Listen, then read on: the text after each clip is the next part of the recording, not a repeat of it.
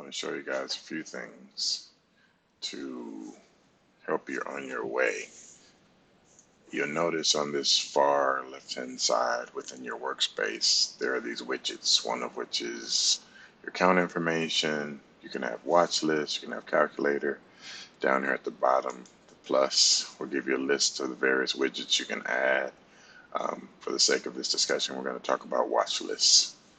So one interesting thing about watch lists is you can have a default watch list and add whatever symbols you want to it. But then there are a myriad of other already predefined within the platform that you can look at. And the reason why I bring it up is because the ease where we can quickly look at a watch list and scroll through them. I'm just using my arrow up and down key, and you see it's changing from symbol to symbol, and I can quickly look and see if there's anything on that list.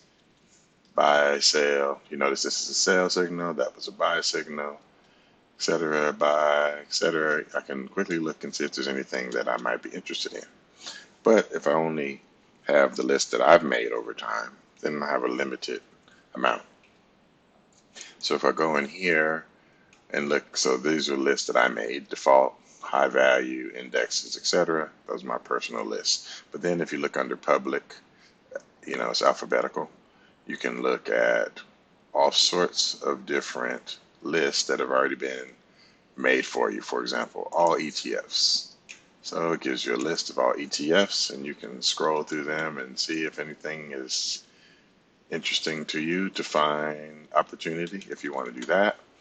Or you can do any one of the major exchanges such as S&P 100, 400, 500.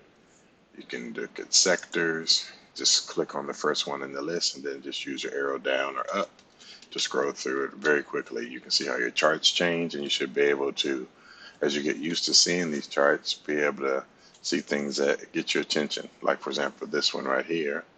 Just so happens to be $400 a share, but we'll disregard that for now.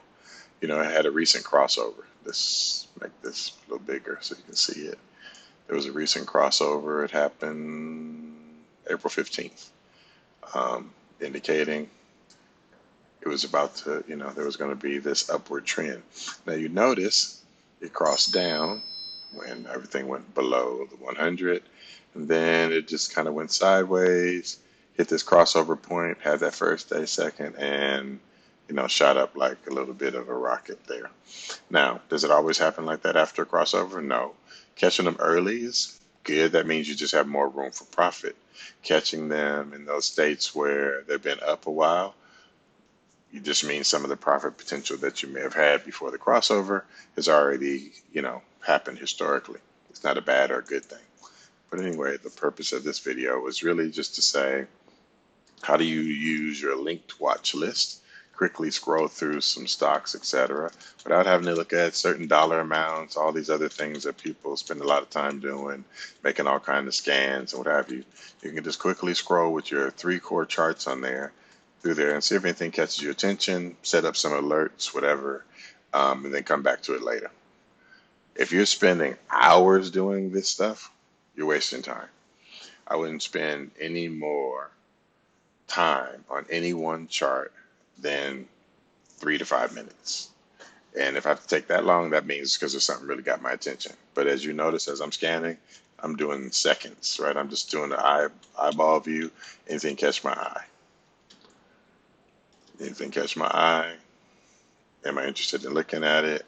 Then I can look and say, oh, is that in my, okay, so this was Carnival, it's in the $20 range, right? Depending on what your account size is, this may be something good for you. It says it's on the buy signal.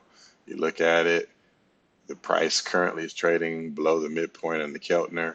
It's at that sweet spot, so we could enter at 27. So, this is potentially a set that you could make on Sunday and expect to make $3 or $4 profit.